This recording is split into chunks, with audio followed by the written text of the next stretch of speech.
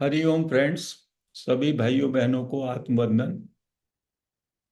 हम प्रत्येक दिन रमन महर्षि, निसर्गदत्त महाराज और अन्य संतों की वाणी को सुन रहे हैं और उन्होंने जो हमें ज्ञान दिया उसको जानने का और उसको अपने जीवन में उतारने का प्रयास कर रहे हैं।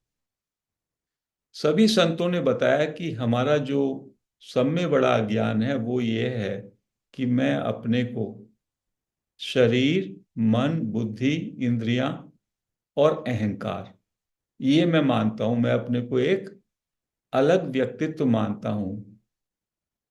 ये असत के साथ मेरा जुड़ाव है, क्योंकि शरीर, मन, बुद्धि, इंद्रियां और ईगो, ये सब असत है, जड़ है। और मेरा स्वरूप जो है वो है चेतन, आत्मा, साक्षी या परमात्मा। और वो निर्दोष है और वो अक्रिय है। तो अब ये जो मेरा अविवेक है, अज्ञान है, इससे मैं कैसे इससे पार जाऊं?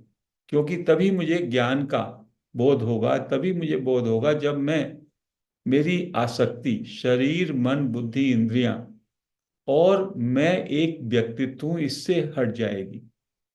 तो इसके लिए कहा कि आप कर्ता का भाव त्याग करें। मैं करता हूं, ये अज्ञान है। और जब मैं करता हूं तो मैं अपने को भोक्ता भी मानता हूं। तो मैं करता हूं, ये कर्तृत्व अभिमान है। और जैसे ही कर्तृत्व अभिमान आता है तो मैं भोक्ता भी बन जाता हूं। तो मैं क्रियाएं करता हूं और फिर मैं उनको भोग करता हूं, ये मेरा अज्ञान है। और इसी के कारण सारे का सारा बंधन है। तो इसलिए संतों ने कहा अपने को कर्ता नहीं मानो। अपने को कर्ता नहीं मानोगे तो आप भोक्ता भी नहीं रहोगे। आप भोक्ता नहीं रहोगे। और जैसे ही आप भोक्ता नहीं रहोगे, बस उसी से काफी परिवर्तन आ जाएगा। उसके बाद जो क्रियाएं होंगी, क्रियाओं से आपका कोई संबंध नहीं रहेगा। और क्रियाओं से संबंध नहीं रहेगा तो फिर आपके अंदर चाह नहीं रहेगी। तो हमारे हृदय में अभी क्या है, अभी हमारी स्थिति क्या है कि हमारे अंदर बहुत सारी कामनाएं हैं, चाह है। चाह से संकल्प उठते हैं और उन संकल्प को पूरा करने के लिए मैं क्रिया करता हूं, कर्ता मान के। मेरे अंदर अहंकार है, कर्तृत्व अहंकार है। और फिर मैं उसका भोक्ता बन जाता हूं। तो सारा जो कर्म है, कर्म का सिद्धांत वो मेरे ऊपर लागू होता है उससे। तो उन्होंने कहा, संतों ने कहा कि आप जो है, आपको सिर्फ क्या करना है, आपको कर्तापन का, कर्तृत्व अभिमान का त्याग कर दें कि मैं करता नहीं हूं। एवरीथिंग इज हैपनिंग, रमन महर्षि ये बता रहे हैं, निसर्गदत्त महाराज ये बता रहे हैं। सब कुछ हो रहा है, आप करता नहीं है। आप चूंकि करता नहीं है तो कर्म की थ्योरी आप पे लागू नहीं होगी। आप भोगता भी नहीं है। और उसके बाद जो भी कुछ चाहें, कामनाएं हैं, उनका परित्याग कर दें। क्योंकि आप क्या करते हैं पूरे जीवन में? पूरे जीवन में आप यही करते हैं कि जो कुछ आपके अंदर संकल्प उठ रहे हैं उनके लिए आप क्रियाएं करते हैं। ये पूरा सिस्टम को समझें। मैंने अज्ञान के कारण अपने को कर्ता मान लिया, कर्तृत्व अहंकार हो गया। उससे मैंने अपने को एक सेपरेट पर्सनैलिटी मान लिया, जिसका एक देह है, मन है, बुद्धि है, इंद्रियां हैं। और वो सेंस ऑफ सेपरेशन आ गया उसमें। मेरे अंदर कुछ संकल्प हैं, चाहना है, कामना है। वो संकल्प जो है मैंने अपने मान लिए। उनके लिए मैं क्रियाएं करता हूं, उससे मैं कर्ता हो जाता हूं। फिर मैं उनका भोग करता हूं। तो मैं कर्ता से भोक्ता बन जाता हूं और कामनाओं से मैं कर्ता बन जाता हूं। तो ये कामनाएं, आसक्ति, उनकी भोग की चाह, उसके कारण क्रिया, क्रिया से कर्ता और भोक्ता। तो इस बंधन को, इस अज्ञान को तोड़ने का संतों ने बताया कि आप जो है, ये माने आप कर्ता नहीं है। You are not the doer. If you are not the doer then you are not the enjoyer. और जब आप डूअर नहीं रहेंगे तो आपके जो संकल्प हैं उन संकल्प को आपको इग्नोर ही करना पड़ेगा। मान लो जब आप डूअर नहीं है तो फिर आप जो है कोई संकल्प आया चाहा ही तो उसके उसके आधार पे आप क्रिया नहीं करेंगे, तो ऑटोमेटिकली डिस्कनेक्ट हो जाएंगे आप अपने संकल्पों से, अपनी आसक्ति से, अपने कामनाओं से। और आप या तो सरेंडर मोड में चले जाएंगे जब आप डूअर नहीं है, एवरीथिंग इज ए हैपनिंग, और स्वधर्म आचरण पे आ जाएंगे आप। तो ये संत कह रहे हैं जो भी ये शरीर है, देह है आपकी, ये संसार का पार्ट है। तो इस देह में भी पांच भूत हैं और ये जगत जो है ये भी पांच महाभूतों से बना। तो शरीर को संसार की सेवा में लगा दो, शरीर को सेवा में लगा दो। शरीर और संसार एक जाति के हैं। शरीर का श्रम जो भी हो वो सेवा के रूप में दूसरों के लिए लग जाए। दूसरों में आपके परिजन भी आ गए, आपका गृहस्थ जीवन है तो आपके कुटुंबी जन आ गए, बच्चे आ गए, पति पत्नी आ गए, सब आ गए, लेकिन स्वधर्म आचरण ये नहीं कहते उसके लिए आप दूसरे का गला काट दो।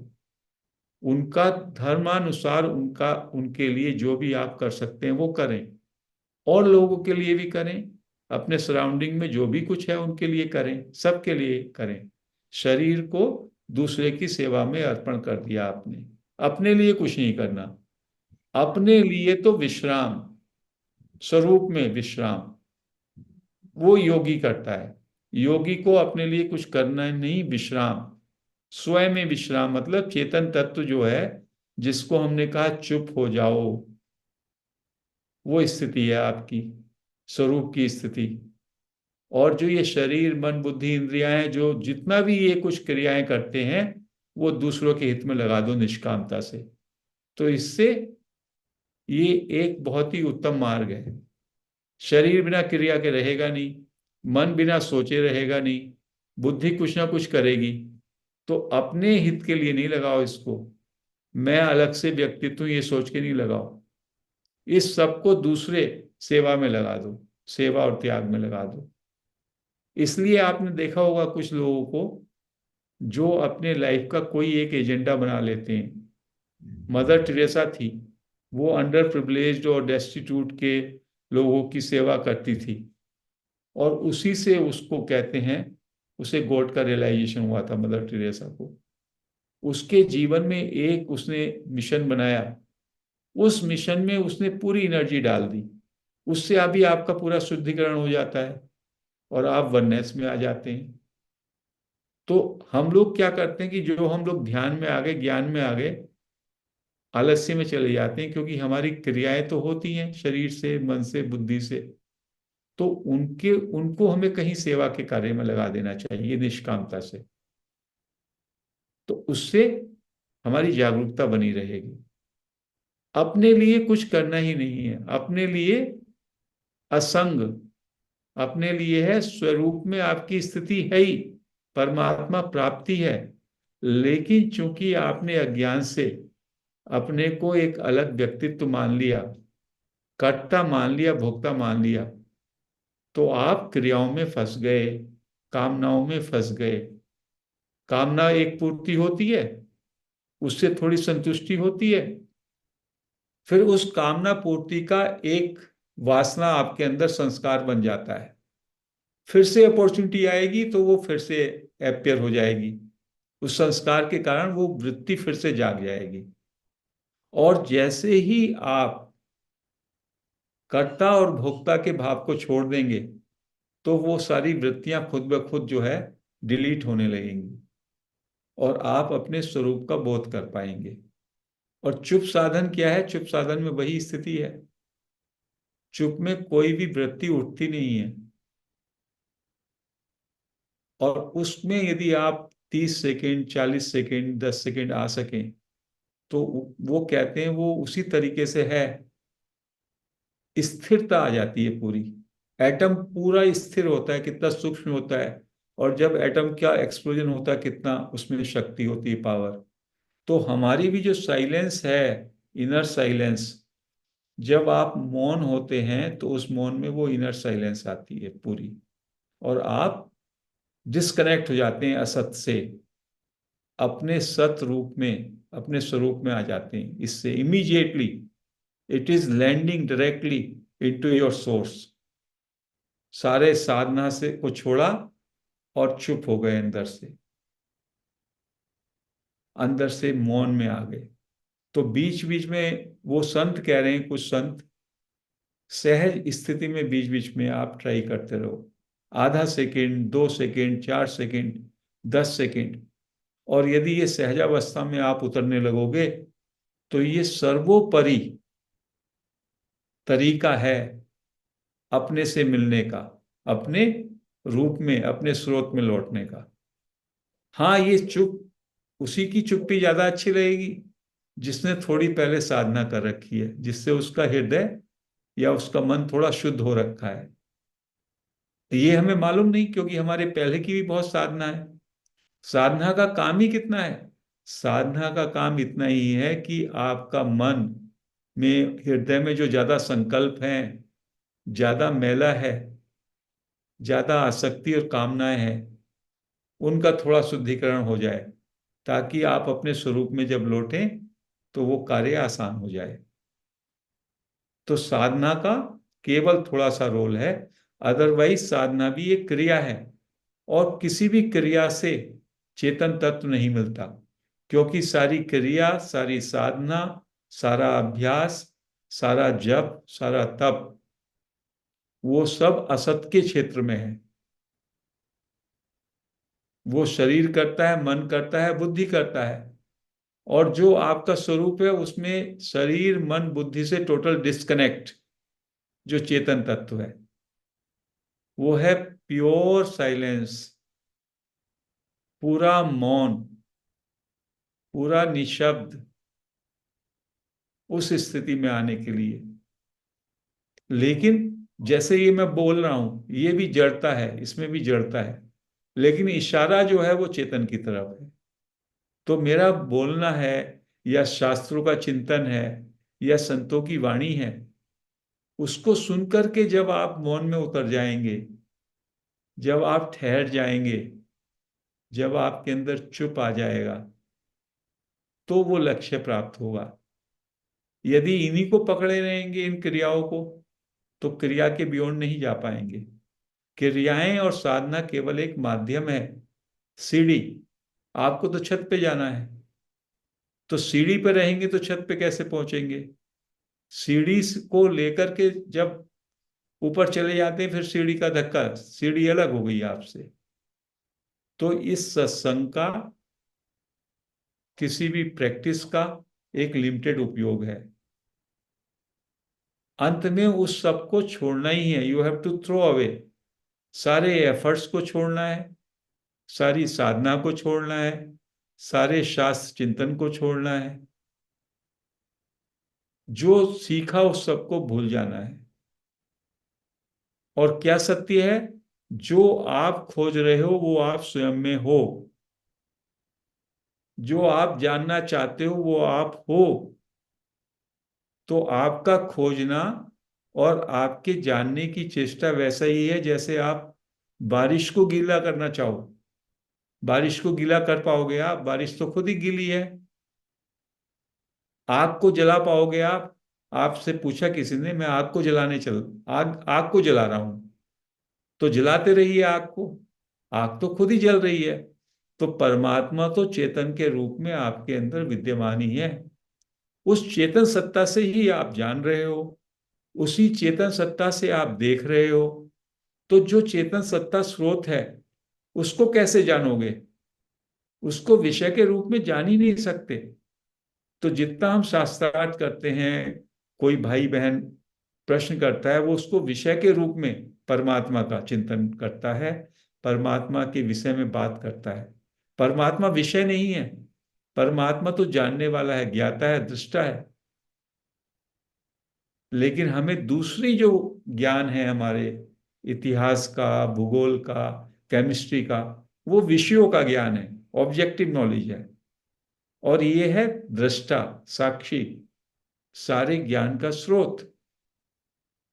तो इसको जानने के लिए महामौन, महाविश्राम, परम शांति, वही उसका रूप है। सच्चित मात्र होना, एग्जिस्टेंस एंड नॉलेज, और उसके बाद उसका भी विटनेस, उसका भी साक्षी, इसको जानना होगा। और जो भाइयों बहनों का एक प्रश्न है ये कि हमें अपने जीवन में बहुत कुछ हमारी ड्यूटी है, तो उसमें ये कहना पड़ेगा थोड़ा तो, जो व्यक्ति अध्यात्म में आता है और जो परमात्मा को जानने का जिसमें लक्ष्य है कि नित्य प्राप्त परमात्मा को जाने, तो उसके अंदर संतोष आ जाता है और उसके अंदर स्वीकार्यता आती है। और जो लोग ज्यादा महत्वाकांक्षी हैं, जो आज का पाश्चात्य देशों का, या इवन हमारे देश में भी जो भौतिकवाद प्रवृत्ति चल रही है, जिसमें बहुत ज्यादा आप अपनी आवश्यकताएं बढ़ाते हैं, बहुत सारी इच्छाएं बढ़ाते हैं, और फिर उनकी पूर्ति के लिए आप कर्ता भाव से, भोक्ता भाव से लगे रहते हैं, तो वो तो बिल्कुल विपरीत है इसके। वो है बहिर्मुखता, वो है कि आप बहिर्मुखी हो रहे हैं। तो वो है माया का क्षेत्र और ये है राम का क्षेत्र। तो ये भी आपको चयन करना पड़ेगा, क्योंकि जो लोग दुविधा में रहते हैं उनकी क्या स्थिति होती है, माया मिला न राम, ऐसा कहा गया है। यदि आपको माया ही चाहिए तो पूरे भौतिकवादी बन जाइए। लेकिन हम लोग चूंकि भारतीय संस्कृति के, हमको दोनों चाहिए, और दोनों में हमारी निष्ठा किसी एक पे भी नहीं रहती। ना हम अंतर्मुखी हो पाते हैं, ना बहिर्मुखी हो पाते हैं, और जीवन इसी में निकल जाता है।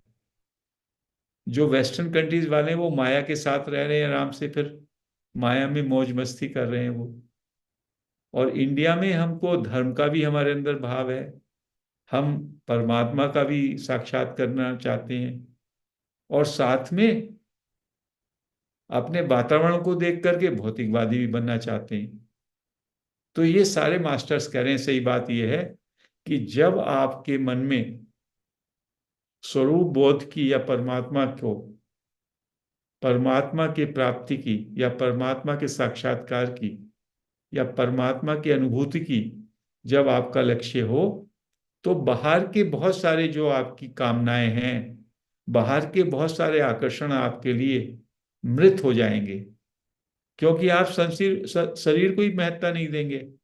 लेकिन दूसरों की भलाई, अपने परिवार वालों का दायित्व, उसको आप नहीं भूलेंगे, कोई नहीं भूलेगा।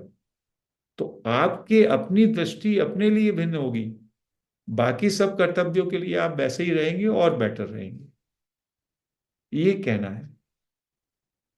तो आज हम फिर से इसी, जो हमने आज सुबह जो चुप साधन किया था, उसी को फिर से दोहराएंगे, थोड़ा प्रैक्टिस करेंगे, और हमको अपने जीवन से कर्तृत्व अभिमान को और भोक्तृत्व अभिमान को, मैं करता हूं और मैं भोगता हूं, इसको हटाएं और कहें कि एवरीथिंग इज हैपनिंग, सब कुछ हो रहा है, और मैं दृष्टा हूं, मैं जानने वाला हूं। और अपने चित्त को शुद्ध हो जाएगा उससे। जब मैं करता नहीं हूं तो मैं क्रिया को करने वाला नहीं रहूंगा, मेरी कामनाएं खुद ब खुद खत्म हो जाएंगी।